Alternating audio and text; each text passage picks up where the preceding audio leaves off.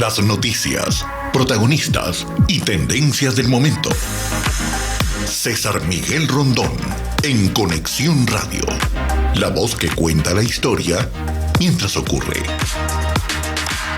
Muy buenos días tengan todos. Hoy es 15 de agosto y aquí estamos todo el equipo trabajando con ustedes. Hoy haciéndole 16, exacto. Me pasé un día. Hoy es 16 de agosto, exacto. Y pues, como les estaba diciendo, estamos trabajando para ustedes desde muy temprano. Para los que quieren tener noticias, sobre César, sigue mejorando. Pronto estará con ustedes, quizás antes del viernes estará con ustedes. Eso ya saben entonces qué significa. Lo que sí quiero decirles es que ustedes pueden sintonizarnos por Éxitos 107.1 FM, la radio del sur de Miami, Territorio Éxitos. También nos pueden escuchar por la aplicación Actualidad Media Group, que usted puede descargar gratuitamente en su celular por Éxitos, www.éxitos107.com. En Conexión Radio es una producción para Éxitos 107.1 FM, con Laura Rodríguez en la producción general, Mariel Sofía Rodríguez en la producción informativa, en la edición y montaje Jesús Carreño, en los controles Daniel Patiño, y ante el micrófono haciéndole el quite, como les dije, pues quien tiene el gusto de hablarles, Flor Alicia Anzola. Quiero saludar a quienes nos saludan hoy. María Fernanda Mazzarelli, buenos días desde Argentina. Muy buenos días también a Tibisay de Los Ángeles, quien nos manda oraciones y esperanza y fe. Gracias, María Tibisay. María Alicia Sifontes, casi tocaya. Buenos días para todos, saludos cordiales también para ti, Guillermo Lozada. Buenos días, saludos desde Jones Creek, Georgia, y pronta mejoría para César, gracias. También nos saluda Ana Tobar. Ana Black, épale, esperando que estés mejorcito, César Miguel. Muy pronto lo tendrán, Ana, y estamos muy pendientes de que regrese también aquí en la radio. Hoy hablemos de los santos. Está San Esteban, por ahí estará también el conde de Latillo, de Oripoto, Esteban Smith. Feliz día para Esteban I de Hungría. Nuestra Señora de las Gracias de Torcoroma, Santa Beatriz da Silva, no conocía a esa santa. Para Beatriz hay muchas, mi hermana Beatriz y tantas otras que están, así que hoy es su santo, feliciten a las Beatrices. Y también San Roque, otro santo en el día de hoy. El día de hoy también, 16 de agosto, es el Día Mundial de la Concientización sobre la Esquizofrenia, que es una oportunidad para visibilizar esta y otras afecciones de salud mental que pueden presentar una parte de la población. Es el Día Mundial y el Día Internacional de la Montaña Rusa, ya quien no ha disfrutado una montaña rusa, le tengo pánico, pero me tocó por trabajo en una oportunidad abrir un parque nuevo de Disney como periodista y fue un congreso mundial de periodistas en los parques de Disney y me monté en una de las más fuertes y bueno, todavía tengo la grabación. No paré de gritar desde el principio hasta el final. Pero también para aquellos que les gusta un buen ron, es el Día Internacional del Ron. ¿Ah? ¿Cómo te gusta a ti, Laurita? La Cuba Libre. ¿Cómo te gusta? A mí me gusta Cuba Libre. A ti, Daniel, ¿cómo te gusta? Con un poquito de soda, ¿no? Por no decir marcas, ¿no? Ajá. Esa sodita oscura que se le dice. Ok. Un ron okay. Con esa cola. Exacto, Esa misma. con esa misma. Esa misma. Pues a mí me gusta purito, sabrosito. Me recuerdo haber tomado muchas veces ron en la Colonia Tovar, porque el frito, qué sabroso, un buen ron. Y no se puede olvidar de un mojito. Exacto, por supuesto, imagínate tú. Bueno, hablemos también de cuál es nuestra agenda del día, la que tenemos para ustedes. Hoy vamos a hablar de una cláusula muy interesante que se está utilizando en un argumento con relación a Donald Trump, le cambié el nombre, a Donald Trump. Se trata de la tercera cláusula de la 14 enmienda de la Constitución de Estados Unidos. Ayer, uno de nuestros invitados, el abogado Frank Quintero Jr., nos habló de este argumento, pero no pudimos profundizarlo, por eso tenemos como invitado especial hoy para hablar de este tema al doctor Rafael Peñalver, abogado y analista político. También tendremos a Ali Daniels, abogado, codirector de Acceso a la Justicia, para hablar de la apelación de Venezuela frente a la CPI por retomar la investigación de crímenes de lesa humanidad. Más tarde iremos a hablar con Irene Paradisi, doctora en genética humana, investigadora del IBIC, Con ella vamos a hablar de una investigación y una terapia génica que ya se utiliza contra el Alzheimer y que se está midiendo su potencial uso frente al alcoholismo. Muy interesante. Hablaremos desde Asunción con Enrique Dávalos, Asunción, Paraguay. Enrique Dávalos, periodista, jefe de prensa de Telefuturo, nuevo presidente y el nuevo vice de Paraguay. ¿Quiénes son y qué expectativas tiene el paraguayo común y el contexto en el cual se da este nuevo gobierno? Hablaremos también con Richard López, estudiante de periodismo en la Universidad de Navarra y colaborador del podcast deportivo El Palco, sobre el resultado hoy de la Copa Mundial Femenina, donde Inglaterra venció a Australia y ahora va a enfrentarse entonces España y España e Inglaterra en los próximos días.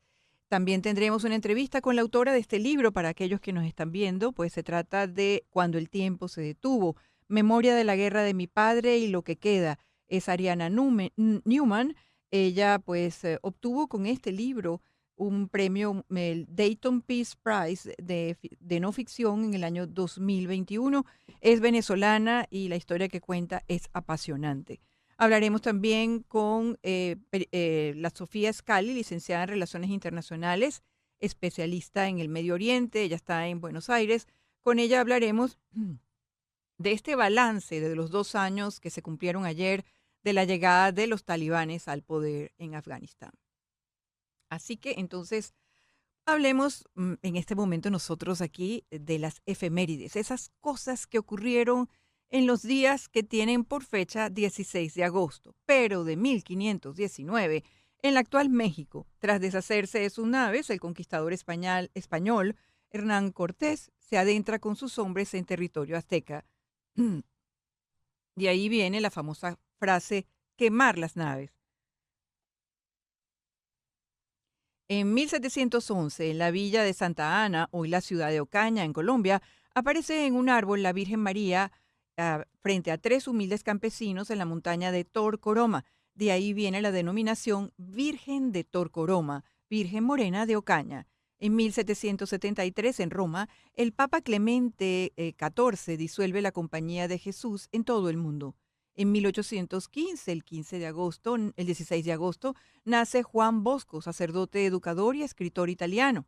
Felicitaciones a todos los salesianos y a los que fueron formados por ellos, mis hermanos, por ejemplo. El 16 de agosto de 1925, en Nueva York, se estrena La Quimera de Oro, primer largometraje del cineasta británico Charles Chaplin. El 16 de agosto de 1932, en la ciudad de Nueva York, Estados Unidos, empieza a funcionar la emisora de televisión CBS, que difunde la primera serie del mundo, Revista Mundial. El 16 de agosto de 1933 nace Julie Newmar, actriz estadounidense, la Catwoman de Batman. Tiene ahorita 90 años. Además de Gatúbeda, protagonizó también en TV Mi Muñequita Viviente. César me preguntaba esta mañana, mientras nos tomábamos el café, si yo había visto alguna vez esa serie de televisión. Y la verdad es que no la recuerdo. Me parece horrible que haya existido una serie en donde la mujer haya sido una muñequita viviente, pero bueno, estábamos hablando de otra época. Lo que sí me comentó es que era como una robot y su dueño la apagaba o la encendía a su antojo. Traten de hacer eso ahora con una mujer.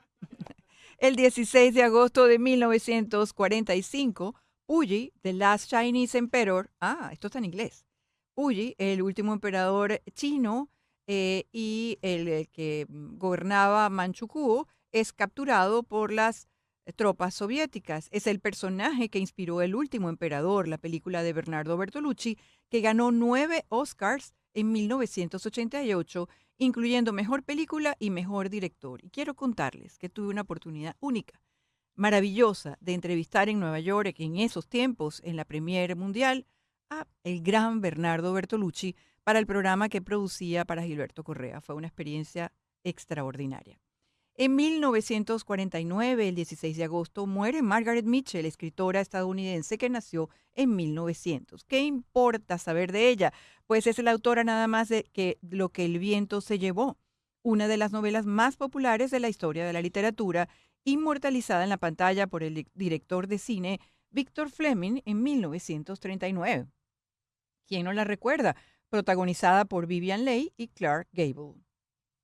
El 16 de agosto de 1954 nace James Cameron, el director, guionista y productor canadiense, ganador del Oscar en 1997 por la película Titanic. En 1960, el 16 de agosto, nace Timothy Hutton, actor estadounidense. En el 62 nace Steve Carell, actor estadounidense también. En 1975, el 16 de agosto, muere Carlos Raúl Villanueva, arquitecto y urbanista venezolano. Es el creador de cantidad de obras de la Universidad Central de Venezuela, la Urbanización El Silencio, el Museo de Bellas Artes. Su sello es impresionante, es vital, hay cantidad de libros que se han hecho sobre él, maravillosos. En 1982, el 16 de agosto, se crea el primer CD, ¿recuerdan? El CD. Ahora pasó a la historia. ¿Quién no tenía, cómo se llamaba? El compact displayer, ¿no? Con el guindando para cargarlo de lado. ¿Ah?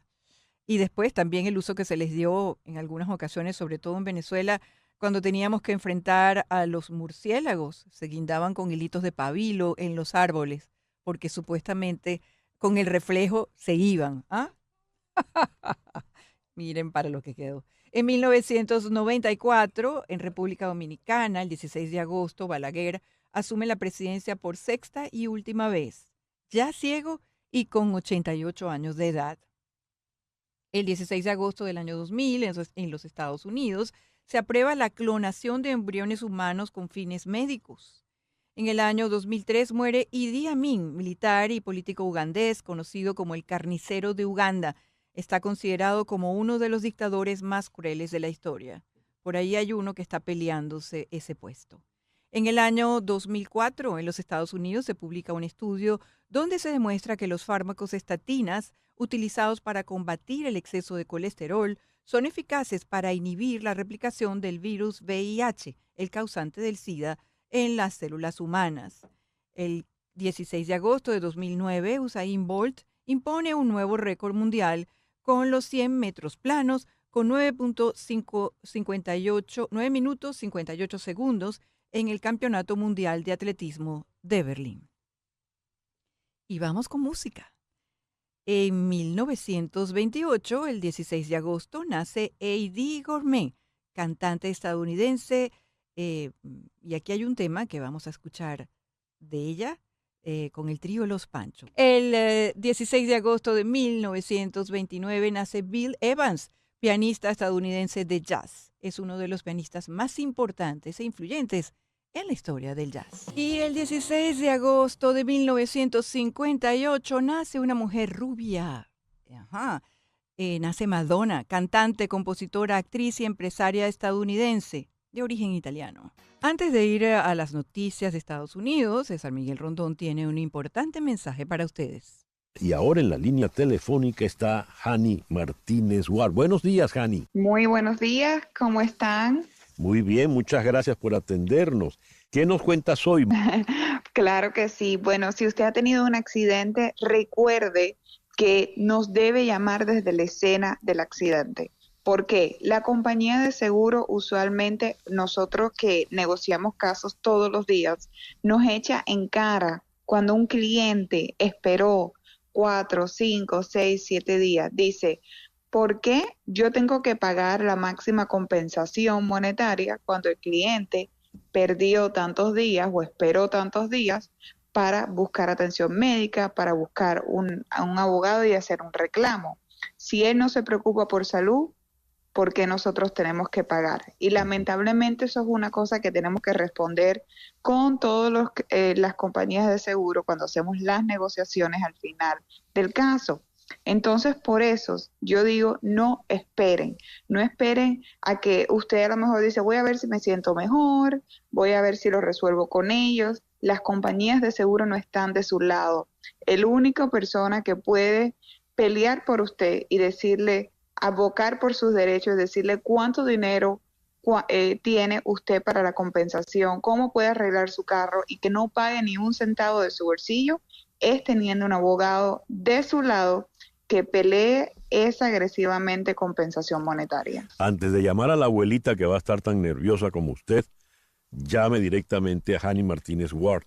¿Es así? Exactamente, y los resultados los comprueban. Como yo hablé la semana pasada de un caso de un niño de 7 años que fue directamente al hospital después de un accidente como pasajero y pudimos recobrar $800,000. También una persona que estaba manejando para Uber, que era chofer, nos llamó desde la escena del accidente, pudimos recuperar $250,000.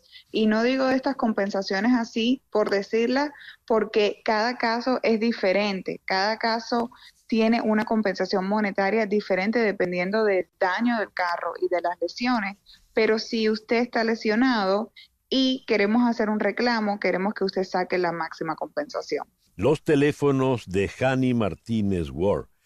855-DOLOR-55. Repito, 855-DOLOR-55. ¿Algo más, Hani? No, exactamente, quería darle el número 855-365-6755, 855-365-6755. Guárdalo en su teléfono, usted nunca sabe si lo va a tener que usar o no. También en las redes sociales, Hani Martínez Ward, Hani con J, J-A-N-Y.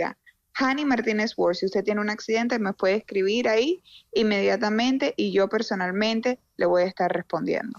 Hani, muchísimas gracias por estos minutos en la mañana de hoy. Muchas gracias. Y quería corregir porque dije que Usain Bolt había hecho un récord mundial de 100 metros planos con un tiempo distinto al real. El verdadero es 9 segundos, 58 en el Campeonato Mundial de Atletismo de Berlín del 16 de agosto de 2009. Vamos con las noticias. Noticias de Estados Unidos con César Miguel Rondón en Conexión Radio.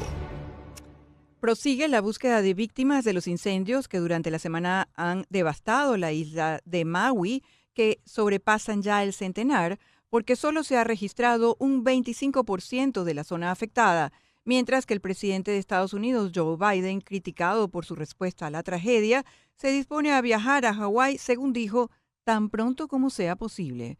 Autoridades elevan a 106 el número de fallecidos en los incendios de Maui. El líder de la mayoría demócrata del Senado de Estados Unidos, Chuck Schumer, pidió este martes unidad a los congresistas de la Cámara de Representantes para evitar un cierre de la administración federal en septiembre.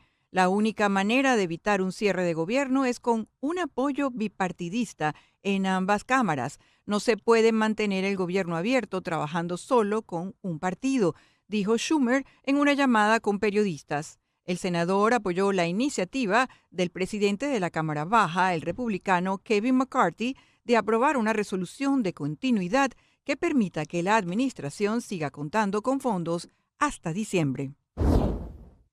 Este martes, el presidente de los Estados Unidos, Joe Biden, viajó a Wisconsin, al norte, para elogiar su política económica y social. Biden ha estado de visita en una fábrica que no da abasto con los pedidos de turbinas eólicas y que empieza a fabricar estaciones de recarga para coches eléctricos. El objetivo es crear en esa fábrica 100 puestos de trabajo, esto en un estado que será decisivo en las presidenciales del año que viene. El sindicato United Auto Workers anunció este martes que la próxima semana sus 146,000 afiliados decidirán si autorizan una convocatoria de huelga contra General Motors, Ford y Stellantis ante la falta de progreso en las negociaciones para la firma de un nuevo convenio colectivo. El sindicato reclama una subida salarial escalonada durante los próximos 4 años de hasta el 46%, además de otras peticiones como la inclusión en este sindicato de los trabajadores de las plantas donde se producen baterías para los vehículos eléctricos. Vamos a escuchar este reporte de Alejandro Escalona para La Voz de América sobre la huelga de guionistas, cortesía de nuestros aliados de Unión Radio. Según Bloomberg News, los estudios de Hollywood hicieron una nueva oferta a los guionistas en huelga. La Alianza de Productores de Cine y Televisión acordó garantizar que los humanos sean acreditados como escritores de guiones en lugar de reemplazarlos con inteligencia artificial. El informe de Bloomberg agrega que las compañías también compartirán información sobre la cantidad de horas vistas en los servicios de streaming como Netflix y Disney Plus. La oferta incluye un aumento de más del 20% en los gastos residuales a los guionistas. La huelga de guionistas lleva más de 100 días. Y bien, a las 9:21, 9:22 de la mañana, vamos a hacer un pequeño corte y al regreso seguimos con las noticias de Venezuela, Latinoamérica y el mundo. Una pausa y regresamos con César Miguel Rondón en Conexión Radio. Lo que ocurre en Venezuela con César Miguel Rondón en Conexión Radio. Negociadores y funcionarios que representan a Venezuela se oponen a una subasta ordenada por un tribunal de acciones de una matriz de la refinería de petróleo Citgo Petroleum para pagar a los acreedores que reclaman más de $10,000 millones por expropiaciones e impagos de deuda. Una veintena de acreedores con laudos arbitrales o demandas contra Venezuela y su petrolera estatal PDVSA solicitaron el lunes a un tribunal federal de Delaware que registre sus casos para poder participar en la subasta prevista para octubre. La subasta da prioridad al momento en el que se presentaron las reclamaciones, incluyendo intereses y tarifas. Los reclamos colectivos de empresas como Crystalex International, ConocoPhillips, Tenaris S.A. y ExxonMobil podrían superar el valor del mercado de Citgo, la refinería estadounidense de propiedad venezolana, que recientemente se ha puesto ese valor entre $10,000 millones y $13,000 millones. ¿De qué sirve demostrar, se pregunta Horacio Medina, que Venezuela debe $150,000 millones y no puede pagarles a todos? ¿Por qué entonces subastar un activo que permitiría negociar pagos adicionales? Estoy congelada en el internet. Un tribunal del Circuito Judicial Penal del Estado de Carabobo dictó la tarde de este lunes 14 de agosto el sobreseimiento de la causa a 30 de los 33 involucrados en el caso del Spa Sauna Avalon Club de Valencia. Asimismo, los involucrados deberán presentarse en tribunales para recibir formalmente la orden de libertad plena. La formación fue dada a conocer por el abogado defensor de la parte de los acusados, Eleazar Medina. Cabe recordar que estas 30 personas tenían régimen de presentación. Miembros del comando de campaña del precandidato presidencial venezolano Enrique Capriles denunciaron este martes que simpatizantes del chavismo sabotearon una actividad que el opositor tenía previsto en el estado Apure, fronterizo con Colombia. El gobierno chavista mandó a destrozar todo para que el acto de Enrique Capriles no se llevara a cabo. Se llevaron sillas, rompieron sillas, dañaron equipos de sonido, toda la parte de decoración la quemaron, denunció un militante del partido opositor que respalda a Capriles, Primero Justicia, en un video difundido por el comando de campaña. Grupos de activistas en favor de los inmigrantes pidieron este martes que el gobierno de Joe Biden brinde una nueva designación del estatus de protección temporal para nacionales de Nicaragua y Venezuela en Estados Unidos. En una conferencia de prensa conjunta realizada en Doral, miembros de la Coalición Inmigrante de Florida, del Caucus Venezolano-Americano, del American Friends Service Committee y otros voceros abogaron por la medida junto a la ex congresista Debbie Murcaser Powell. A juicio de los grupos de inmigrantes, otorgarle al TPS a los venezolanos y a los nicaragüenses que ya están en los Estados Unidos no solo les proporcionará estabilidad a ellos y a sus familias, sino que también ayudará al sistema económico de la nación. Lo que pasa en Latinoamérica, en Conexión Radio. El economista Santiago Peña, quien juró este martes como el presidente 51 de Paraguay, llamó a generar consensos en lo interno y manifestó su aspiración de convertir a su país en protagonista en el concierto de las naciones por cuenta de su acceso al agua, su seguridad alimentaria y suficiencia energética. Después de advertir sobre las tensiones geopolíticas que generan el agua y justamente estos temas que mencionaba, Peña recordó que el subsuelo paraguayo alberga la mayor reserva mundial de agua dulce, incluyendo el acuífero Guaraní. El número de muertos en Maui superó los 106, pero solo 5 víctimas han sido identificadas, mientras las autoridades enfrentan la ardua tarea de comparar a otros usando muestras de ADN. La jefa de la misión de observación electoral de la Organización de Estados Americanos para los Comicios Extraordinarios de Ecuador, la panameña Isabel de Saint Malo, llegó este martes, es decir, ayer, al país andino para iniciar su trabajo, según anunció el organismo internacional en un comunicado. La Corte Suprema de Justicia de Nicaragua, controlada por los gobernantes sandinistas, revocó esta semana la acreditación del Centro de Mediación de la Jesuita Universidad Centroamericana, uno de los centros de estudios privados más prestigiosos del país centroamericano. La UCA, por sus siglas en español, por su lado, informó que su bufete jurídico con 54 años no estará administrando la mediación como método alterno de resolución de conflicto, pero los demás servicios sí están funcionando. El fiscal general de Colombia, Francisco Barbosa, dijo este martes en Washington que la entidad hará 60 nuevas imputaciones como parte de la investigación por la trama de corrupción de la multinacional brasileña Odebrecht en el país. Estos resultados se sabrán el jueves. El gobierno argentino negocia desde este martes un incremento fijo de precios del 5%, inferior a la inflación durante 90 días, para intentar contener el impacto de la devaluación del peso en el bolsillo de la ciudadanía. Un problema eléctrico dejó a oscuras este martes a numerosas ciudades en todo Brasil, principalmente en las regiones norte, noreste y sureste, informaron fuentes oficiales. Las ciudades más afectadas fueron las del noreste, como les dije, y el norte del país, aunque los problemas eléctricos también se extendieron a zonas puntuales de grandes metrópolis del sureste, como Río de Janeiro y Sao Paulo, así como Brasilia. Después de 6 años plagados de altibajos con el PSG, Neymar pone fin a su aventura parisina rumbo al Al-Hilal, que le sirve de puente de oro para unirse a otras estrellas como Cristiano Ronaldo, Karim Benzema o Sadio Mané en el rico campeonato saudita. El Al-Hilal le habría ofrecido a Neymar un salario de 100 millones de euros por temporada. Las noticias del otro lado del mundo.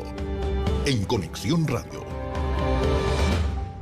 Exprisioneros de guerra ucranianos afirman haber sido sometidos a torturas como palizas y descargas eléctricas mientras estaban bajo custodia en un centro de detención en el suroeste de Rusia, lo que supone una violación del derecho internacional humanitario, revela este miércoles la cadena BBC.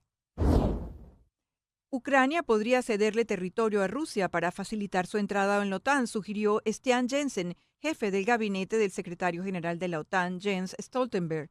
Creo que una solución puede ser que Ucrania ceda territorio y reciba a cambio su ingreso en la OTAN. No digo que deba ser así, pero es una posible solución, afirmó Jensen. Pero la respuesta no se hizo esperar. Las autoridades ucranianas consideran inaceptable la sugerencia lanzada por este alto funcionario de la OTAN. Y dijo, uno de los funcionarios, que un representante de la OTAN esté apoyando la narrativa de una cesión territorial es absolutamente inaceptable y respalda las posiciones de Rusia. Esto lo afirmó el portavoz del Ministerio de Asuntos Exteriores ucranianos, Oleg Nikolenko. Poco más de 3 semanas después de que las elecciones parlamentarias no arrojaran una mayoría en España, la nueva legislatura comienza mañana jueves bajo el signo de la incertidumbre y con el riesgo de unas nuevas elecciones en unos meses. Los 350 diputados elegidos el 23 de julio se reunirán en Madrid para iniciar la nueva sesión parlamentaria. El jueves, los diputados renovarán la dirección del Congreso de los Diputados, la presidencia de la Cámara, así como los 8 miembros de la mesa, el órgano rector del Congreso. La votación está suscitando un enorme interés, ya que todo el mundo la considera el preludio de la votación para designar el próximo presidente de gobierno, que previsiblemente tendrá lugar a principios de septiembre. La policía española liberó a 4 mujeres obligadas a prostituirse en una operación con 5 detenidos de una red acusada de captar a mujeres en Colombia para explotarlas sexualmente en España. Italia. El Etna, el volcán más activo de Europa, se encuentra en estado de prealerta debido a la alta probabilidad de nuevas erupciones tras el último episodio eruptivo que comenzó el pasado domingo y que obligó a cerrar durante 24 horas el aeropuerto internacional de Catania, en Sicilia, al sur de Italia. César Miguel Rondón, en Conexión Radio. Y bien, vamos a comenzar con nuestras entrevistas en el día de hoy. Lo vamos a hacer hablando de este argumento que ha empezado a rodar. Se trata de un documento legal escrito por el profesor de la Universidad de Chicago, William Baude, y el profesor de la Universidad de St. Thomas, Michael Stokes Paulsen, que se centra en la sección 3 de la enmienda 14 de la Constitución de los Estados Unidos, una disposición que limita que las personas regresen a los cargos públicos si desde entonces participaron en alguna insurrección o rebelión o dieron consuelo o ayuda a quienes participaron en ella. Vamos a entrevistar al doctor Rafael Peñalver, abogado y analista político, licenciado en Florida y en Washington, D.C. Está en Sarasota. Buenos días, doctor. Muy buenos días y un saludo para todos, muy especialmente a César. Así que te demanda, por favor. Por supuesto que sí, doctor Peñalver. Hablemos de la sección 3 de la enmienda 14. ¿Qué dice? La sección 3 de la enmienda 14 fue una sección que se incorporó a la Constitución después de la Guerra Civil norteamericana y básicamente el propósito es que no ocuparan puestos federales personas que habían participado o que le dieran apoyo a la insurrección de los estados del sur que llevó a la Guerra Civil norteamericana. Quizás el capítulo más sangriento y doloroso de toda la historia de este país.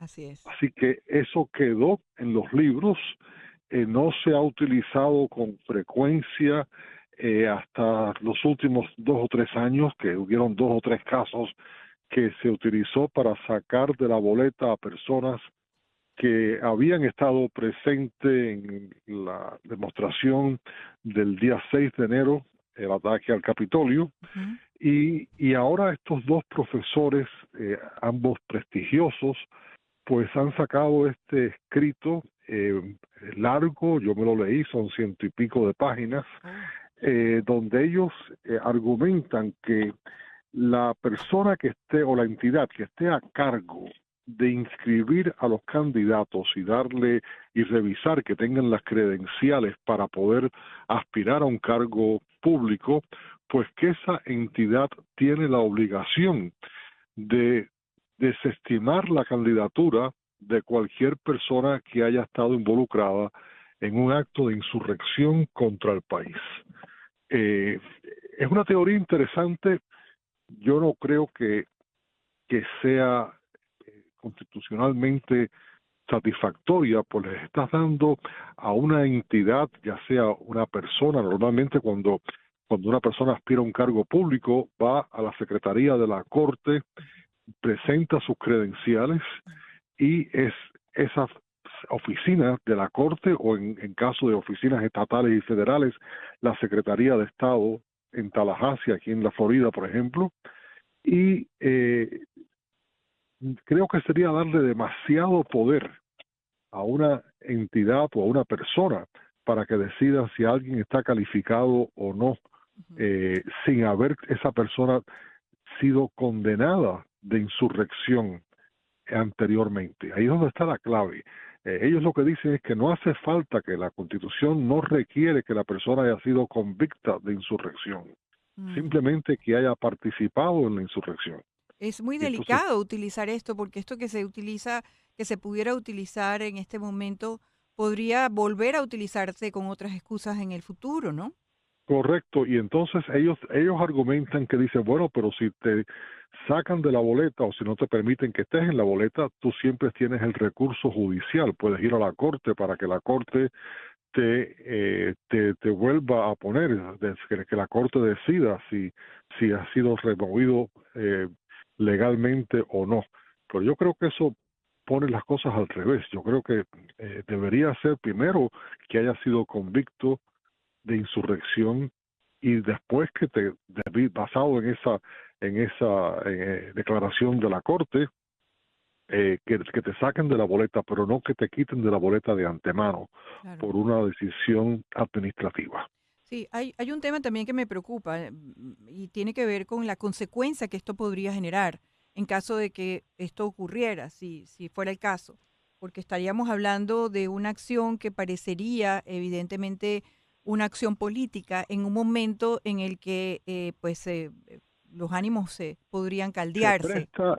se presta a ese tipo de abuso, o sea, se presta, repito, a que una agencia administrativa o una persona, porque al final es una persona la que dice si uno tiene las calificaciones o no. La Constitución norteamericana solamente pone 3 condiciones para que uno pueda ser presidente: Exacto. que uno haya nacido en los Estados Unidos, que uno haya vivido 14 años en los Estados Unidos y que tengas 35 años de edad o más.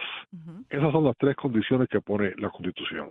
Sí. Ya después, añadirle esta parte de la 14 enmienda, sin tener recurso judicial previo, que vaya a ser una agencia administrativa la que lo descalifique a uno, lo descalifique basado en que uno participó en una insurrección. Pero yo creo que eso debería ser una decisión judicial, que antes de que te cataloguen que participaste en una insurrección, debe haber una determinación donde la persona haya tenido la oportunidad de defenderse de esa categoría, ¿no? Ciertamente estoy totalmente de acuerdo con usted, doctor Peñalver, y le agradezco su explicación tan detallada para poder hacer entender un tema que puede ser a los ojos de muchos muy complejo. Muchísimas gracias, doctor Peñalver. Muchísimas gracias. Siempre es un gusto estar con ustedes. Igual. Estábamos hablando con el doctor Rafael Peñalver, abogado y analista político, licenciado en Florida y Washington, D.C. Y a esta hora, 9:41 de la mañana, vamos a un corte y regresamos. En un momento regresamos con César Miguel Rondón en Conexión Radio por Éxitos 107.1 FM. Muy bien, y a las 9:44 de la mañana vamos a comenzar con el foro que hemos previsto para el día de hoy. 2 años de Talibán, 2 años en el poder después de que Estados Unidos retirara las tropas lideradas por ellos tras 20 años de guerra. En un comunicado, el portavoz talibán Zabihullah Mujahid declaró el día de ayer como una victoria y agregó que la seguridad ahora está garantizada bajo el sistema islamista. Este mismo señor, este mismo portavoz talibán, según lo recoge la BBC, en agosto del año 2021 había asegurado y prometido esto: vamos a permitir que las mujeres trabajen y estudien. Las mujeres van a ser muy activas, pero dentro del marco del Islam. Esto, definitivamente, como otras promesas, no se ha cumplido. Por lo contrario, por eso vamos a hablar hoy con 2 especialistas en el tema. Sofía Scali, licenciada en Relaciones Internacionales, especialista en el Medio Oriente, desde Buenos Aires. Buenos días, Sofía. ¿Está cerrado su micrófono? ¿Qué tal? Buenos días, mucho gusto, Florencia. Buenos días, igual. Francisco Belaunde, internacionalista, el presentador del programa Hablemos del Mundo, desde Lima. Buenos días, Francisco. Buenos días. Gracias por la invitación. Un placer tenerlos a ambos. Hablemos entonces, ¿qué balance podemos hacer de estos 2 años de la toma del poder por parte de los talibanes? ¿A quién? Por supuesto, vamos a comenzar por Sofía Scali. Muriel, ¿se me escucha? Sí, sí te escuchamos. Perfecto. Yo creo que el balance, conmemorando hoy 2 años desde la llegada de los talibanes, es que, en primer lugar, y para destacar, es que el mundo parece que se ha olvidado, ¿no?, lo que está pasando. Esto en parte es por, bueno, la censura que está establecida, digamos, dentro de Afganistán, de la poca información que circula. Hay problemas con la conexión de Sofía Scali. Nula o poca capacidad que tiene. Entra entrecortada, Sofía. Vamos a ver si podemos hacerte el audio por teléfono, de manera que no se corte lo que estás diciendo y perdamos el sentido.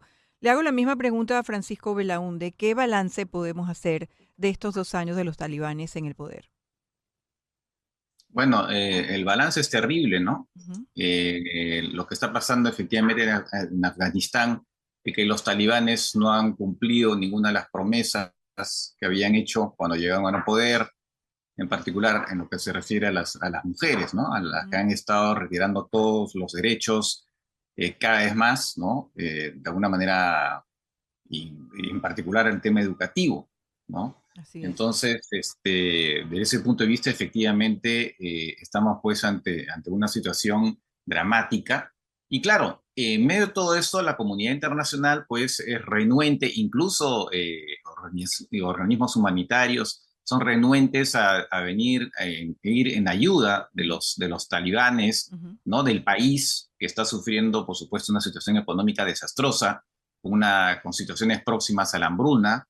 Y entonces, claro, un tema, digamos, un problema, como decía un poco mi colega de Argentina, claro, la gente un poco se ha olvidado de ese tema, ¿no? Un poco Sí. porque se ha olvidado, pero se está desarrollando adentro un tema, un problema, no solamente el tema del derecho de las mujeres, de la represión que existe en ese país, sino también un tema, un problema humanitario, que Así lo que es. va a hacer es que va a incentivar, ¿no? Incentivar la migración también, ¿no? Sí, justamente Acaban estaba, de morir, por cierto, acaban de morir 6 afganos ahora en el Canal de la Mancha, ¿no? Estaban huyendo de su país. claro, justamente estaba leyendo de que el país tiene una de las tasas de nutrición más altas del mundo, que afecta a casi 3.2 millones de niños y a 840.000 madres embarazadas, por dar una cifra. También estamos hablando de que pues, se requiere ayuda humanitaria para más de 28 millones de afganos. Es una situación realmente terrible la que se está viviendo allá y a veces el tema central de la mujer, que lo es, que es el retroceso a la participación de la mujer en todos los aspectos de la vida política y pública, se han perdido, pero son en el fondo, como estaba apuntando usted, el problema es mucho más profundo. Sin duda, ¿no? Ya hay, como decía, un tema humanitario gravísimo que, bueno, que no está siendo atendido, ¿no?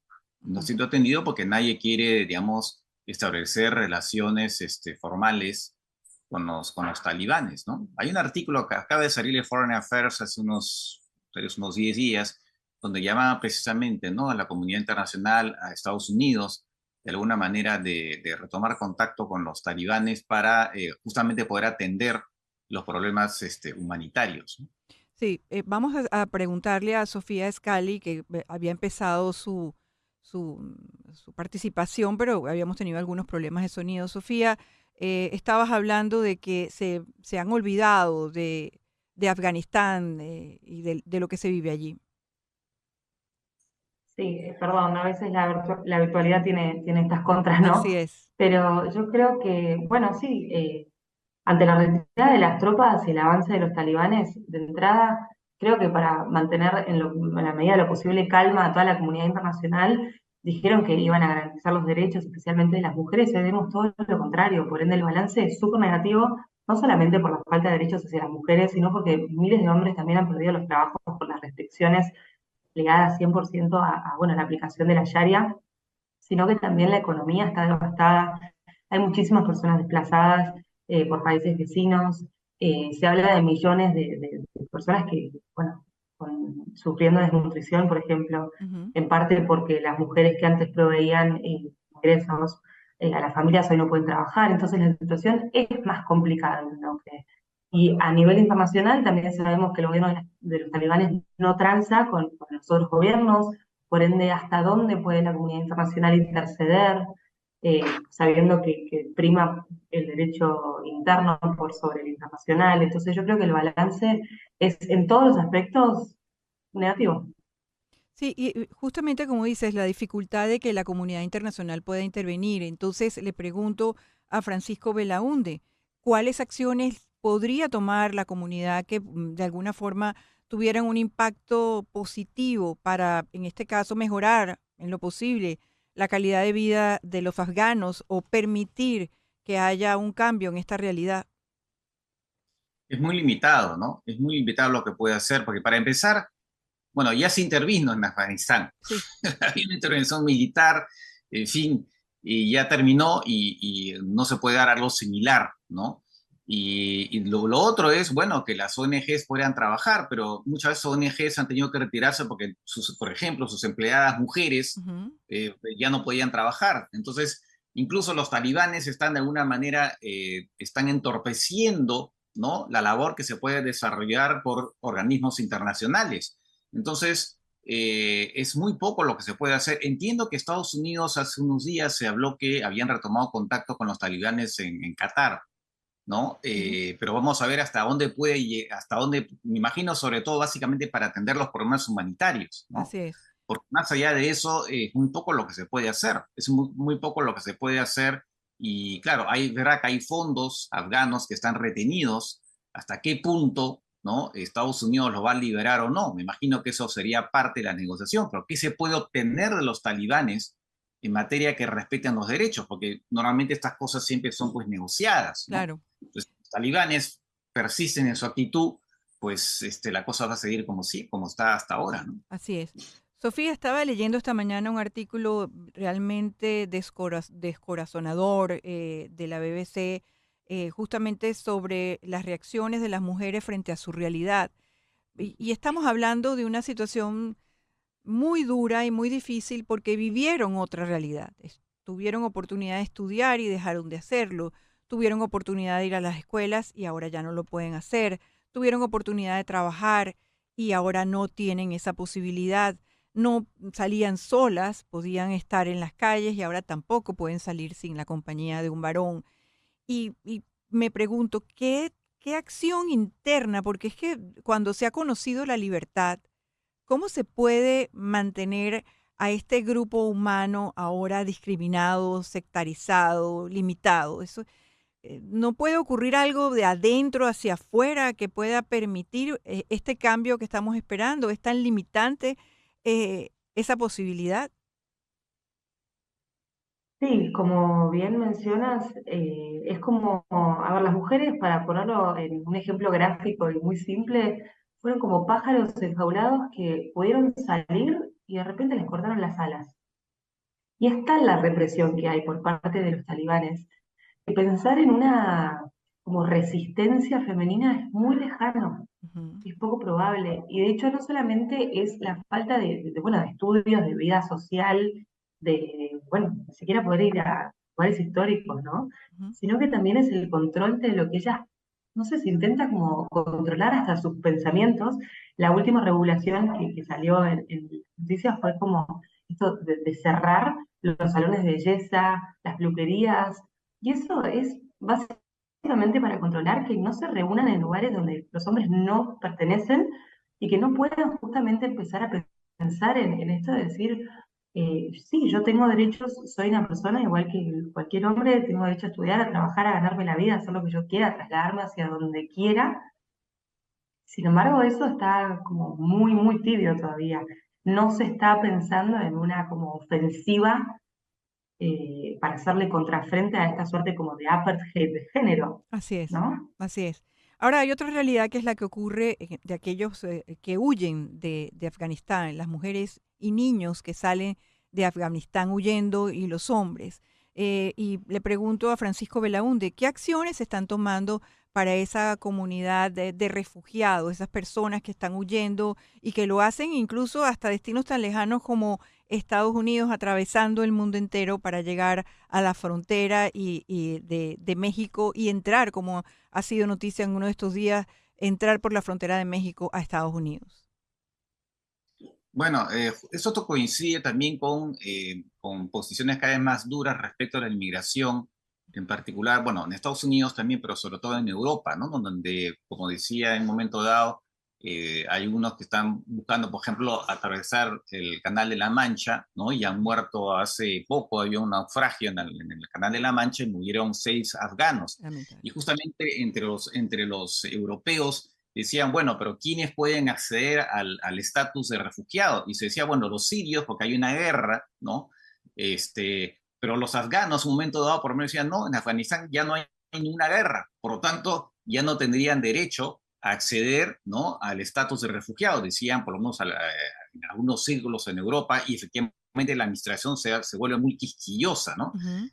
Ese es el problema, ¿no? Que estamos en un momento donde no solamente los afganos, sino otra serie de poblaciones en estos momentos huyen cada vez más de los lugares donde viven por razones económicas, por razones de guerra, y se están cerrando las puertas, ¿no? Cada vez más la posibilidad que, bueno, al final llegan, muchos llegan efectivamente, pero hay una tendencia en general, ¿no?, a no permitir que se queden. Y esa es una doble tragedia, ¿no? Es una doble tragedia porque al deseo de salir hacia Europa, bueno, quedan los países vecinos en todo caso, en Irán, pero también hay control. Así Entonces, es. el deseo de salir no encuentra pues una acogida que pudieran, digamos, esperar ahí donde quieren llegar, ¿no? Así es. Porque ya quiero hacer esta pregunta a ambos, ya para cerrar, y es que para nosotros que vivimos en el mundo occidental y estamos acostumbrados a otros valores, esto nos resulta insólito. Pensamos que es como que un retroceso en lo que significa la civilización, porque no entendemos también la profundidad que tiene la cultura, más allá de que no sea justificable lo que está ocurriendo. ¿Cómo poder utilizar herramientas de su propia cultura para poder generar un cambio, para poder plantearse otra realidad? ¿Cómo lo ven ustedes? Porque ese es el verdadero problema, que cuando se enfrenta Occidente a estos mundos que tienen culturas tan distintas, tenemos, digamos, la costumbre de utilizar nuestras herramientas y nuestra psicología y falla. Y así pasó, por ejemplo, con Estados Unidos. Sofía. Yo creo que lo más importante es intentar, como bien dijo usted, de ver la realidad, ¿no? De países como Afganistán, Irán, con como los anteojos de su propia cultura. Entonces, es muy difícil siendo occidentales, teniendo otras libertades, otro estilo de vida, otros permisos, si se quiere, poder entender la raíz, digamos, bueno, de la forma de vida oriental. Lo que sí creo yo es que es fundamental poner en la misma base, hablemos de cualquier religión, ¿no? Digo, es indistinto, en la que sí se tienen que cumplir determinados derechos fundamentales, ¿sí? Para mí habría que establecer una suerte de vara, después que cada país y cada cultura lo amolde, digamos, a lo que crea mejor para su sociedad. Ujú. Pero sí hay que establecer un piso mínimo, ¿no? Que las mujeres no puedan estudiar no es cuestionable, No, por supuesto. digamos. Ujú, así es. ¿Qué opinas tú, Francisco? Sí, efectivamente, ¿no? Bueno, hay versiones pues moderadas del Islam, ¿no? Ujú. Es la verdad. Lo que pasa es que, claro, incluso Sí. esas versiones, quienes son adeptos de esas versiones son también reprimidos en Afganistán, ¿no? Pero efectivamente, dentro de la propia cultura musulmana, pues hay también. Los radicales finalmente son una minoría, aunque son una minoría Ujú. importante, y verdad que ahora en Afganistán dominan, ¿no? Pero hay otras versiones del Islam que son mucho menos radicales y las que se practique, la que practican los talibanes, ¿no? Así es. Bueno, quiero agradecerles a ambos, a Sofía Scali, licenciada en Relaciones Internacionales, especialista en el Medio Oriente, y a Francisco Belaunde, internacionalista, presentador del programa Hablemos del Mundo. Muchísimas gracias a ambos. Gracias. Bien, a las Gracias. 10 y gracias. A las 10:01 de la mañana vamos al corte y ya venimos. Vamos a venir con la entrevista a Ali Daniels. En un momento regresamos con César Miguel Rondón en Conexión Radio por Éxitos 107.1 FM. Y a las 17:00 de la mañana hacemos contacto con Ali Daniels, abogado, codirector de Acceso a la Justicia, quien se encuentra en Caracas, y vamos a hablar de la apelación del gobierno de Maduro ante la Corte Penal Internacional y sus implicaciones. Muy buenos días, Ali. Muy buenos días, muchas gracias por la invitación. Gracias, Ali. Cuéntanos, Ali, ¿cuáles son esas implicaciones o qué representa? Porque hay siempre el temor de que esta apelación del gobierno de Maduro ante la Corte Penal Internacional pudiera paralizar, ralentizar el proceso que se está realizando desde la Corte. Sí, bueno, lo primero, aclarar justamente esta duda que es muy legítima en el sentido de que ya el gobierno de Venezuela intentó que la apelación significase la paralización de la investigación y ya la sala de apelaciones declaró sin lugar esa solicitud, de modo que el fiscal Khan, aun cuando la apelación se esté procesando, puede continuar con la investigación paralelamente al proceso de apelación. Entonces, lo primero es aclarar esto. La apelación no ha paralizado la investigación y el fiscal Khan está en plena libertad de continuar con la misma mientras se decide con la apelación. ¿Y en qué estatus está esa investigación? Bueno, ahora, una vez que se reinicia con la decisión del 4 de mayo de la Sala de Cuestiones Preliminares, el fiscal puede retomar los casos que estaba conociendo.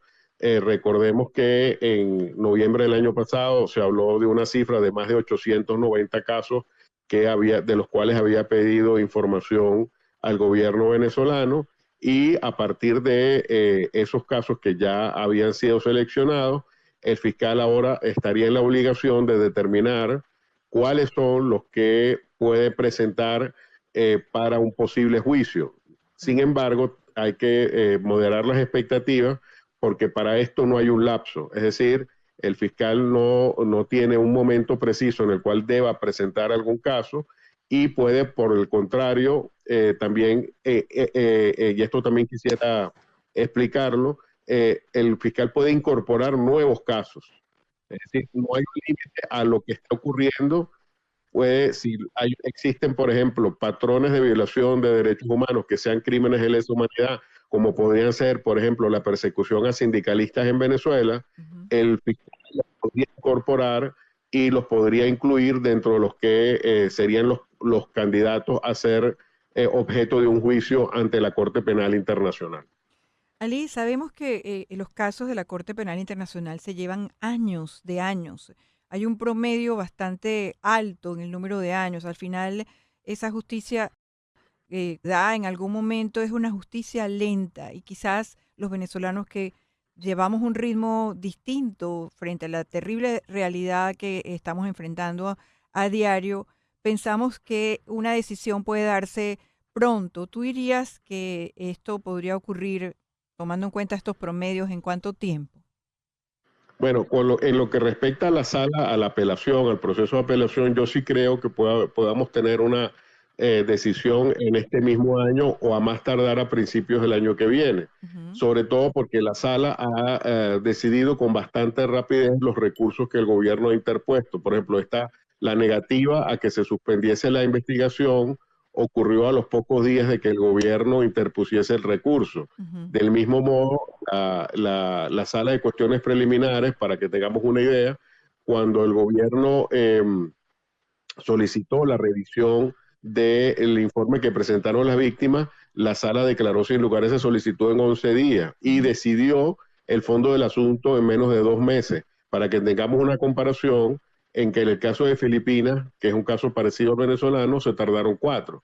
Entonces, creo que la sala ha mostrado interés de que se decidan las cosas con prontitud, y yo quisiera además agregar que si en la Corte en algún momento ha tardado, ha sido por culpa del gobierno venezolano, claro, que ha buscado que se retrase todo. Y un ejemplo lo tenemos en la apelación. La apelación tenía que haber sido formalizada por el gobierno en junio, pero pidieron una prórroga y esa prórroga se las concedió, y la apelación se extendió hasta el 14 de agosto. Entonces, aquí vemos cómo es el gobierno el que ha hecho que la Corte vaya a una lentitud mayor de la que podría ser, porque justamente al gobierno no le conviene la verdad, sino ganar tiempo. Claro. Aprovecho entonces este momento para conocer cuál es la situación de los presos políticos en Venezuela. El Foro Penal Venezolano informó hasta el 14 de agosto que se registran 288 presos políticos. Ali, ¿qué puedes decirnos? Sí, bueno, eso es algo que nos tiene muy preocupados, porque hemos tenido información que los detenidos en el DGCIN les han restringido las visitas a todos, no a algunos, sino a todos, y que incluso se impide la visita. Hay presos políticos que, recordemos que en Venezuela la represión no se ha limitado a ellos, sino también a sus familiares, y en muchos casos los familiares han tenido que irse del país para evitar ser objeto de persecución. Sí. Entonces, ¿eso qué ha implicado? Ha implicado que hay presos políticos que no tienen familia directa aquí porque justamente se han tenido que ir. Y los que les quedan son amigos o allegados que no tienen vínculo familiar y que son los únicos que los pueden visitar. Recientemente tenemos el caso del doctor Godoy, que es el único que visita al coronel García Palomo, que fue detenido y que fue amedrentado, y es la única visita que tiene. Y ahora se nos llega la información de que solo se está permitiendo la visita o del abogado o de familiares directos. Y eso es una violación a sus derechos humanos, Por supuesto. porque cualquier preso, ya no digo un preso político, cualquier preso tiene derecho a que cualquier amigo, cualquier persona interesada en su caso lo visite. Y a partir de ahí se está violando el Código Orgánico Penitenciario, que justamente garantiza este derecho a través de estas arbitrariedades. Recordemos que para un preso las visitas no es una formalidad, las visitas es parte de las pocas esperanzas que tienen de que saber que alguien se preocupa por ellos y que está pendiente de su caso. Es algo que trasciende al mero hecho de la visita. Ciertamente, y bueno, las noticias que he leído, justamente que salieron a raíz de estas cifras, con entrevistas a Lili Barbosa, esposa del general Héctor Hernández de Acosta, y del hermano de José Rafael Tarazona, dejan cuenta de esta terrible situación. Te pregunto ya para cerrar, Ali, ¿por qué el tema de los presos políticos no se ha convertido en un tema bandera para los venezolanos? Porque debería ser un tema Bueno, bandera. recordemos que en Venezuela no hay una democracia, entonces el pensar que los políticos de la oposición o los candidatos de la oposición tienen libertad de expresión es como si yo dijera que en Venezuela existe libertad de expresión.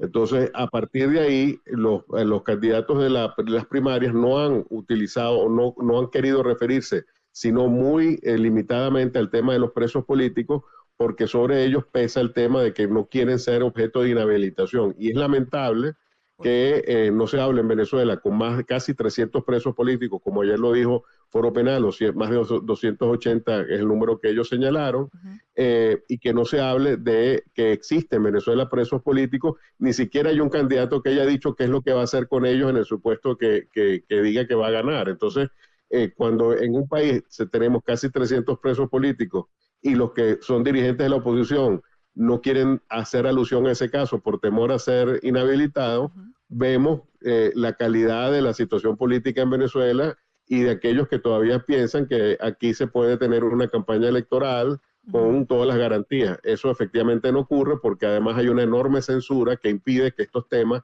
lleguen a los medios de señal abierta del país, para los cuales este tema no existe. Sí, es una tragedia de verdad. Ali, además agradecemos el enorme trabajo que haces desde Acceso a la Justicia por todos los venezolanos. A veces trabajando aquí como productora y escuchando las entrevistas con César, que te ha hecho César, y leyendo lo que es el trabajo que ustedes hacen, me quedo con las ganas de decírtelo como venezolana. Estoy muy agradecida por el inmenso trabajo y la labor encomiable que hacen ustedes. Muchas gracias. Gracias y un abrazo, Ali. Bien. En Conexión Radio, por Éxitos 107.1 FM. Bien, vamos a hablar con Irene Paradisi, doctora en genética humana, investigador del IBIC, jefe del laboratorio de genética humana de este centro de investigación venezolano.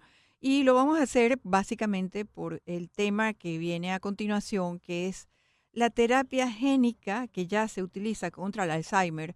Parece que podría utilizarse potencialmente frente al alcoholismo. Vamos a hablar con ella. Ella se encuentra en San Antonio de los Altos. Buenos días, Irene. Hola, buenos días. Mucho gusto. Igualmente. Irene, explícanos este estudio de estos científicos de la Universidad de Ciencia y Salud de Oregón que podrían utilizar este tipo de terapia para enfrentarse a la adicción, al alcoholismo. Bueno, sí, es un trabajo interesante con resultados bastante preliminares. Fue un grupo de 4 monos de experimentación y bueno, usando unas técnicas que están siendo desarrolladas ya desde hace algunos años, que se llama terapia génica, en la que el propósito es introducir a las células una copia de un gen, del material genético, para reemplazar una función de un gen que está dañado o potenciar la función de un gen que no está funcionando bien. En este caso, ellos introdujeron a través de virus, es decir, las terapias génicas usualmente usan lo que se llama vectores virales, que son como virus que son usados como vehículos para introducir en la célula un gen de interés. Entonces ellos introdujeron el gen de una proteína que potencia la producción de dopamina en algunas neuronas específicas del cerebro. Y esto porque, bueno, el consumo crónico de alcohol hace que este sistema de producción de dopamina se altere. Es decir, la dopamina es una molécula del cerebro que causa sensaciones de bienestar o de satisfacción ante estímulos. Recompensa, ¿no? Exactamente. El consumo crónico de alcohol hace que esta sensación disminuya, entonces los que ingieren alcohol ingieren aún más cantidad para tener estas mismas sensación. Entonces, bueno, ese circuito se altera y es lo que conduce, bueno, a ese alcoholismo crónico. Entonces ellos introdujeron este gen en el cerebro de estos monos para potenciar la producción de la dopamina en estas neuronas. Es como para restaurar el circuito que está dañado por el alcoholismo. Y bueno, los resultados que obtuvieron pues fueron bien interesantes porque los grupos que recibieron esta terapia génica al cabo de 12 meses habían, vamos a decirlo así, dejado el alcoholismo, es decir, no tenían propensión al consumo de alcohol. Claro, esto pues es alentador. Abre, bueno, sí, abre, digamos, opciones terapéuticas para el tratamiento de esta adicción, porque el consumo de alcohol, pues, el alcohol es una sustancia adictiva. Así es. Son resultados bastante preliminares, bueno, pero interesantes, ¿no? Por supuesto, oye, de verdad te agradezco la explicación que ha sido muy, muy detallada para hacernos entender el potencial que tiene esta terapia génica para enfrentar el alcoholismo, como lo acabas de explicar. Gracias, Irene Paradisi, doctora en genética humana del IBIC. Muchísimas gracias. Bueno, hasta luego. Muchas gracias. Igualmente. A las 10:20 de la mañana vamos a un corte y ya venimos. Continuamos en breve con César Miguel Rondón en Conexión Radio por Éxitos 107.1 FM. Estamos en Conexión Radio con César Miguel Rondón. Contratar los servicios de un abogado de inmigración es un asunto serio.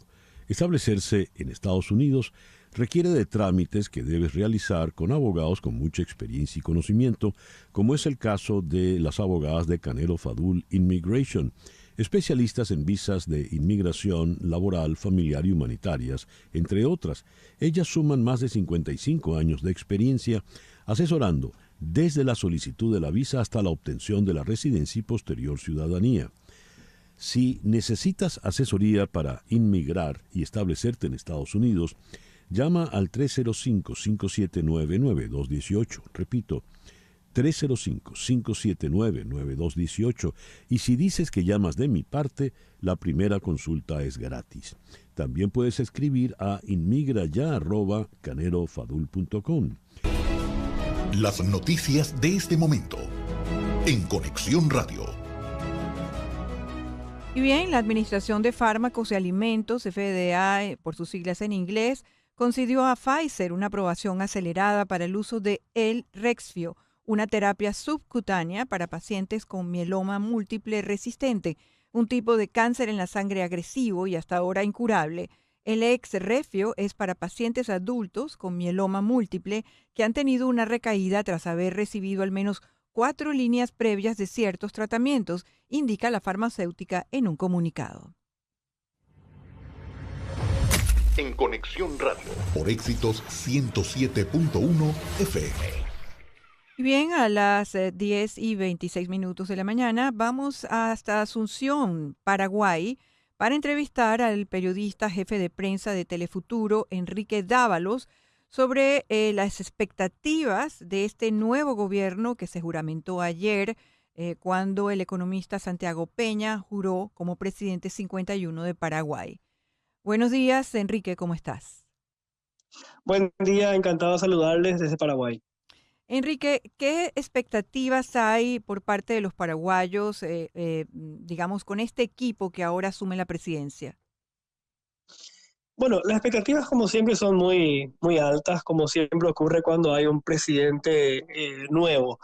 En mi país, digamos, hay una característica muy particular, que es que las elecciones son ya en abril y recién el 15 de agosto se hace la asunción al mando. Uh-huh. Por lo tanto, esas expectativas se van construyendo ya en un periodo de tiempo bastante extenso, en varios meses que se van construyendo las expectativas con un equipo de transición. Es como que llegamos al momento de la asunción al mando ya con algunas gestiones inclusive del gobierno que está tomando el poder. Sí hizo promesas muy interesantes Santiago Peña, él tiene como algunos ejes de campaña que los reafirmó ayer en su discurso, su primer discurso como presidente, muy enfocado en cuestiones que tienen que ver con el trabajo. Él promete 500.000 nuevos puestos de trabajo en Paraguay, una población de 7 millones de habitantes aproximadamente, y a su vez con el trabajo también un incremento, una mejoría en la situación económica en general de muchos paraguayos. En Paraguay tenemos una población muy elevada en pobreza y en pobreza extrema. Bueno, él promete mejorar la situación de la pobreza a través del empleo. Hizo un discurso con una fuerza muy importante en cuanto a la política internacional, un compromiso que parece bastante cercano a los intereses quizás de Estados Unidos, comprometiendo su respaldo a Taiwán por encima de China. También ya hoy una de las primeras cosas que hizo fue comprometer el traslado de la embajada paraguaya en Israel a Jerusalén nuevamente, un fuerte respaldo a Ucrania en la guerra con Rusia. Uh-huh. Es decir, algunos ejes que son muy interesantes dentro de su primer discurso que nos permiten mucho para el análisis. Sí, muy interesante, además que déjame confesarte que como venezolana te tengo una profunda envidia. Qué maravilla que haya un gobierno que se elija y sus resultados se conozcan en abril, tenga todos estos meses para compartir con otro gobierno también democrático y ponerse, digamos, en conocimiento de cómo continuar los proyectos o cómo mejorar lo que ya se dejó y hacerlo en democracia, te lo digo, lo confieso, como venezolana te tengo una envidia sana. Pero ayer también noté algo que se ha convertido como una estrategia que ha utilizado algunos movimientos radicales de hacer acto de presencia apenas se instala un presidente para generar manifestaciones. En este caso hubo manifestaciones en las cercanías entiendo, mientras estaba haciendo el juramento, a la salida del juramento, de personas que ya estaban anticipando que este gobierno iba a ir contra los derechos humanos, que iba a cometer esto o aquello. ¿Qué nos puedes decir de esas manifestaciones que empezaron ayer? Bueno, hubo una manifestación, sí, en cercanías del lugar donde se hizo la posesión del mando, pero la manifestación no fue muy concurrida. Uh-huh. Quizá nosotros desde acá pensábamos que iba a haber una mayor presencia de sectores opositores, Uh-huh. pero la oposición en Paraguay está bastante dividida. El principal partido de oposición es el Partido Liberal, Uh-huh. que está teniendo una de sus peores crisis políticas en los últimos tiempos, después de la derrota de las elecciones generales. Hubo una destitución hace unos días del presidente del Partido Liberal, que a su vez fue el candidato a la presidencia de la República. Hay una crisis interna muy grande. Los partidos de oposición tuvieron increíblemente fugas en el Congreso ya, o sea, sus congresistas que se cambiaron al sector oficialista, al sector colorado. Entonces hay una oposición que está pero muy débil. Eso es un riesgo, creo yo, porque el rol lógico que debe cumplir la oposición. Hay sectores de izquierda que no terminamos de entender por qué no logran unirse, por qué no logran formar coaliciones. Por lo tanto, que la presencia opositora ayer fue como muy débil. Sí, hubo una manifestación, Hubo reclamos al discurso de Peña porque omitió hablar de, por ejemplo, de problemáticas históricas de Paraguay, como la población indígena, la mujer. Acá tenemos un ministerio de la mujer. Él omitió hablar de la situación de la mujer, de la niñez. Hoy justo es el Día del Niño acá y no habló de la niñez. Entonces hay como elementos que la oposición hoy cuestiona del discurso, pero la oposición está pasando por un momento muy débil. Recordemos que Fernando Lugo, un líder del sector opositor, bueno, está con un problema de salud. Eso también creo que hizo que la oposición se debilite aún más dentro de estos sectores progresistas y el Partido Liberal. ¿Crees tú viable que en un país con 7.5 millones de habitantes se puedan crear 500.000 puestos nuevos de empleo? Bueno, va a ser un desafío enorme. Ayer, después de escuchar que Peña reiteraba ese compromiso, porque en campaña lo escuchamos, pero una cosa es decirlo en campaña y otra cosa es decirlo ya como presidente. Así es. Consultábamos con economistas y nos decían realmente es como muy complicado. Nosotros hoy estamos entrevistando justo ahora al nuevo ministro del Hábitat para saber cómo hará, porque los empleos vienen acompañados de proyectos habitacionales, de creaciones de barrios para personas que están justamente en situaciones de vulnerabilidad. De verdad creo que sería algo como muy difícil, pero no imposible. Tenemos la esperanza de que así sea. Tenemos un viento favorable, creo que en materia económica, en la región, en esta parte del mundo. Santiago Peña es muy amigo, muy cercano a su vicepresidente, algo que no es muy habitual en Paraguay. Generalmente las vicepresidentas como que se negocian en alianzas y no hay una confianza estrecha. Él tiene esa confianza con su vicepresidente, tiene un Congreso muy a su favor, con una mayoría absoluta en el Senado, una mayoría absoluta en diputados. Él pidió que se cree el Ministerio de Economía. Acá todavía teníamos Ministerio de Hacienda hasta hace poco. Se creó sin ningún problema antes de que él asuma. O sea, él está logrando un escenario pero muy cómodo para buscar sus objetivos. Así que si uno de sus objetivos es lograr 500.000 puestos de trabajo, bueno, tenemos la esperanza de que así sea, aunque analistas consideran que es muy difícil. Oye, de verdad que, bueno, te agradezco el contacto y la entrevista, y voy también, yo me sumo a tu esperanza y a esa expectativa de los paraguayos de que este sea un nuevo gobierno que pueda lograr estos objetivos que se ha planteado y brindarle bienestar, creo que es un reto importante, sacar a tantos miles de la pobreza. Muchísimas gracias, Enrique Dávalos. Bueno, muchísimas gracias. Un saludo al gran César. Una pronta recuperación también para él. ¿Sí? Seguro. Muchísimas gracias. Que estés muy bien. Bueno, y en este momento, cuando ya son las 10:34 de la mañana, vamos a hacer contacto con Ricard López, estudiante de periodismo en la Universidad de Navarra y colaborador del podcast deportivo El Palco. Buenos días, Ricard. Hola, muy buenos días. Buenas tardes aquí en España. ¿Cómo estás? Buenas tardes, sí. Finalmente, ya hoy quedó claro que la final va a ser entre España e Inglaterra. Cuéntanos. Exactamente, sí. Ya lo que es seguro es que la Copa del Mundo se va a quedar en Europa, o bien en España o bien en la isla de Gran Bretaña. Bueno, pues ya como sabemos, los dos equipos que llegan a una final siempre son dos grandes equipos, ¿no? Y como es en el caso ahora de España e Inglaterra, pero sin embargo son dos equipos, vemos, muy diferentes también por la trayectoria que han tenido en esta Copa Mundial, porque aunque nos haya seguido mucho, o sea, aunque haya gente que tal vez no conozca mucho estos perfiles, o bien de los entrenadores o de las plantillas, son dos equipos pues muy competentes, que han sido muy solventes a lo largo de las eliminatorias, tanto de octavos, cuartos y semifinales, y que bueno, va a ser un partido que seguro nos va a dar una gran disputa. En cuanto a lo que a mí me compete y a los que yo apoyo, que es España, que es pues nuestro país, ¿no?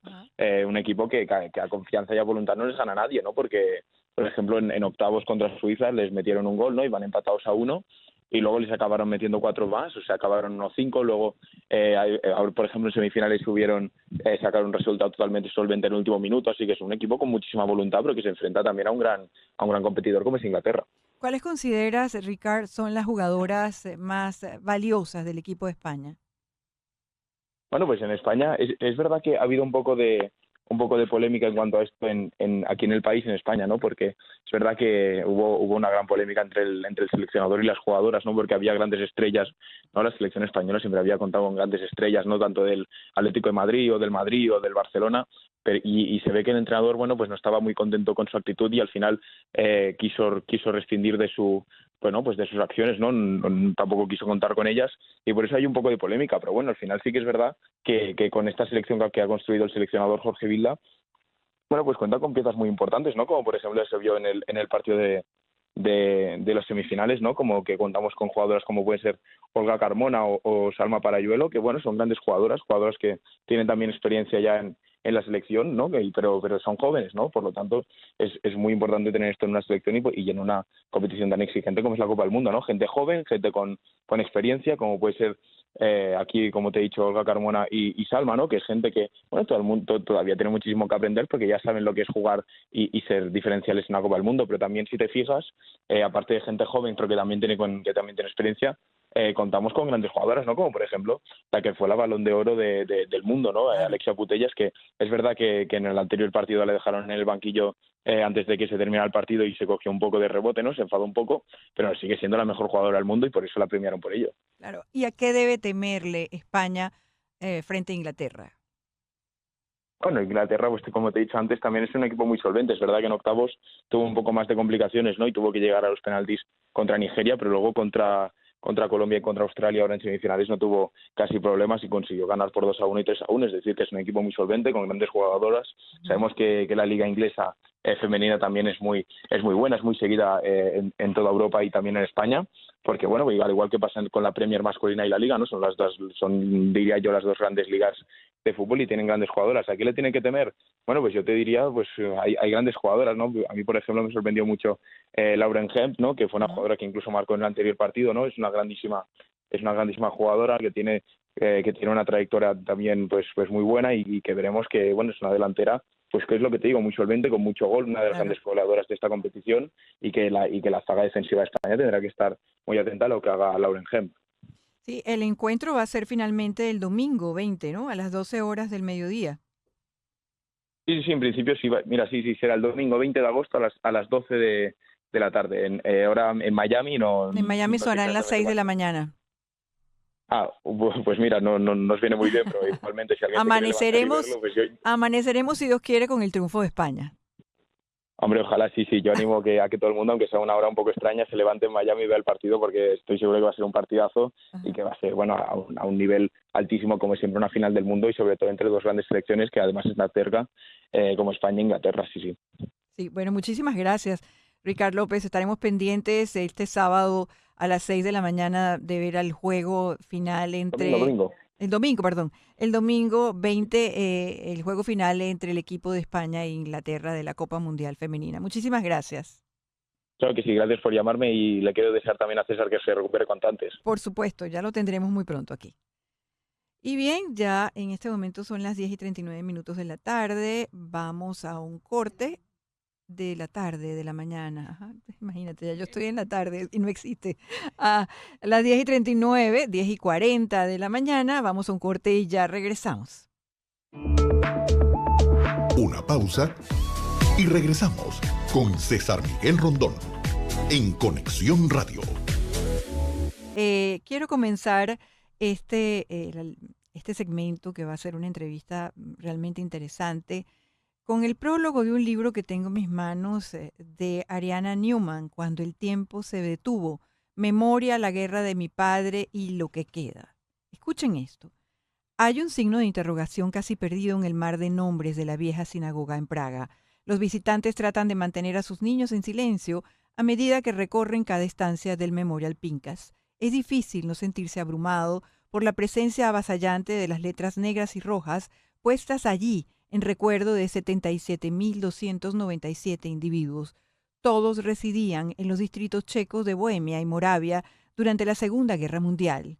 Todos fueron víctimas de los nazis. Junto a cada nombre está impresa la fecha de nacimiento y justo al lado nítidamente la de su muerte. Pero hay una entrada que es distinta y lleva el nombre de mi padre, Hanus Stanislav Newman. Tiene la fecha de nacimiento 9 de febrero de 1921, pero no la de su muerte. En su lugar incongruente pero caligrafiado con esmero está un grueso y negro signo de interrogación. Así comienza este libro maravilloso, pues que narra la historia de una hija, que en este caso es Ariana Newman, que hace toda esta búsqueda de la historia personal y familiar de su padre, partiendo por esa primera interrogación y contada desde su propia venezolanidad, donde nos describe estos paisajes que todos los venezolanos conocemos y añoramos, sobre todo cuando estamos a la distancia. Quiero dar la bienvenida a Ariana Newman. Ariana, buenos días. Buenos días, Floricia. Es un gran honor y un placer hablar contigo y le mando todo lo mejor a César, obviamente, para que se recupere muy pronto. Claro que sí. Ariana, estoy apasionada con tu libro. Confieso que no lo he terminado de leer, pero me parece maravilloso sentirme como que estoy llevada de tu mano, como pudieron haber estado tus tías o tus primas cuando te apoyaron en las distintas tareas dentro de la elaboración del libro, más que la elaboración, la investigación o apoyándote. Me siento como de tu mano, averiguando y descubriendo muy poco a poco todos los pasos que tuviste que seguir para descubrir a tu padre, para descubrir a un padre con el que viviste y a quien amaste y que ahora te resulta un personaje totalmente, digamos, como un crisol con muchas caras. Efectivamente, yo crecí con un papá que era, bueno, el Hans Neumann de los años 70 y 80, que era bastante conocido en Venezuela porque era un industrialista, estaba metido en todo, básicamente, en medicina, perdón, en medicina no estaba metido en cultura, en universidades, en educación, en periodismo, en una cantidad de cosas, y era un señor muy exitoso, muy disciplinado. Yo te diría que casi adicto al trabajo, ¿no? Y muy serísimo, serísimo y muy puntual.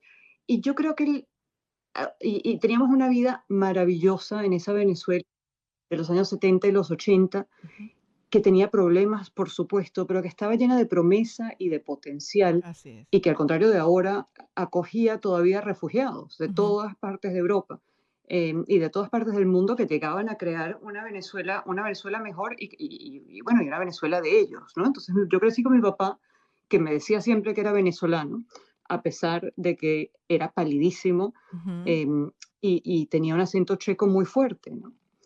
Y yo crecí con esta persona que era casi que más grande que mi papá, ¿no? Y me doy cuenta ahora que hay tantas cosas que no me dijo y tantos secretos bueno, que simplemente no me podía decir de quién era él antes de la guerra y de quién era su familia, ¿no? Entonces lo he ido descubriendo y ha sido un proceso, yo creo que todos, en cierto momento de nuestra vida, irrelevantemente de quién es nuestro papá, hay ciertas cosas que los papás no nos cuentan, ¿no? Así es. Y ciertas preguntas que si tenemos suerte les podemos hacer. Claro, en tu caso particular, hubieron, por lo menos por la forma en que he ido leyendo el libro, hubieron cosas que te dieron como claves. ¿Podrías adelantarnos cuáles fueron esas claves por las cuales empezaste a hilar esta historia? Lo primero que te cuento es que cuando yo crecí en esta casa en Los Chorros, esta casa maravillosa en el centro de Caracas, al pie del Ávila, con de todo, ¿no? Perezas y guacamayas y muchísima luz y muchísima alegría, yo quería ser detective, ¿no?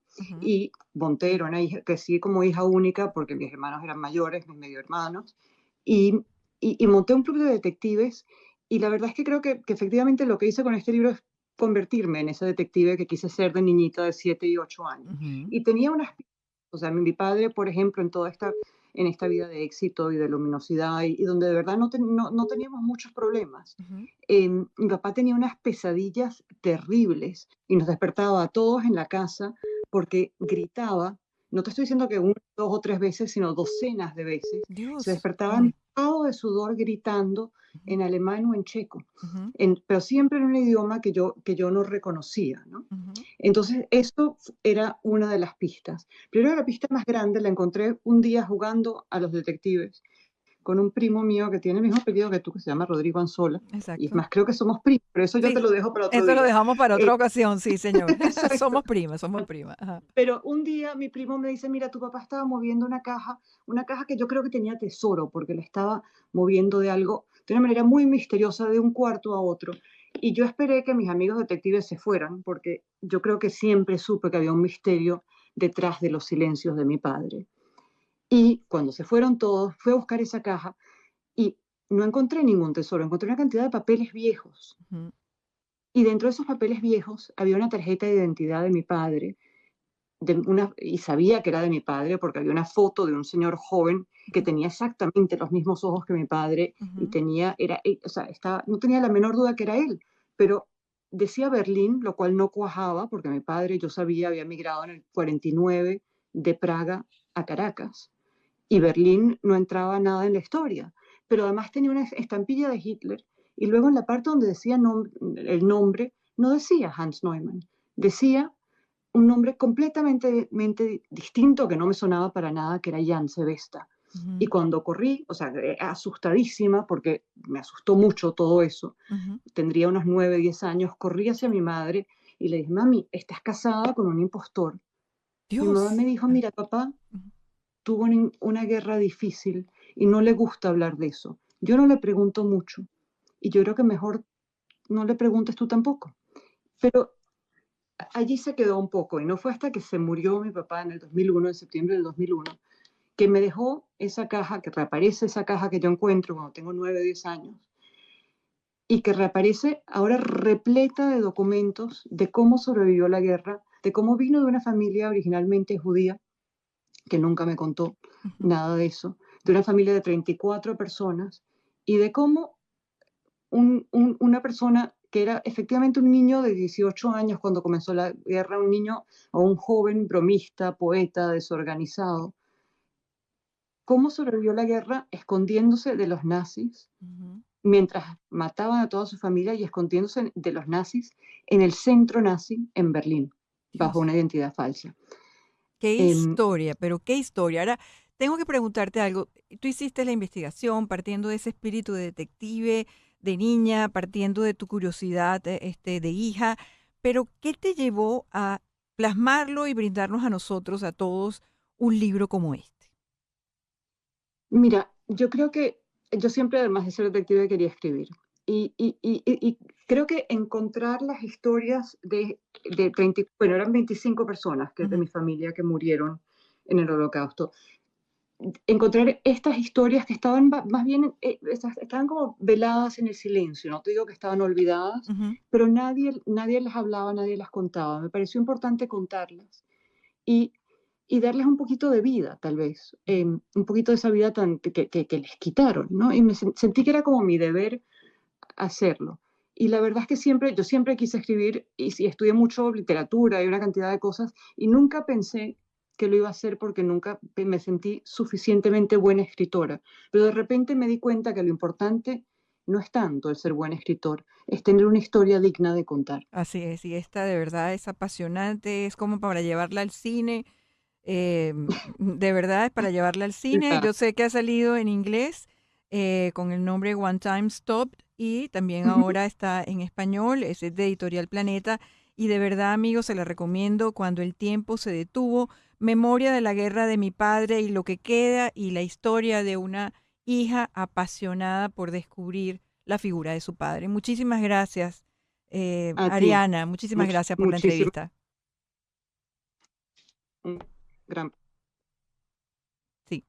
Bueno, y en este momento ya son las 10:54 y creo que nos vamos, ¿no? En Conexión Radio fue una producción para Éxito 107.1 FM, con Laura Rodríguez en la producción general, Mariel Sofía Rodríguez en la producción informativa, en la edición y montajes, Jesús Carreño, en los controles, Daniel Patiño, y ante el micrófono, haciéndole el quite a César Miguel Rondón, quien esperamos esté pronto con ustedes, Flora Alicia Anzola.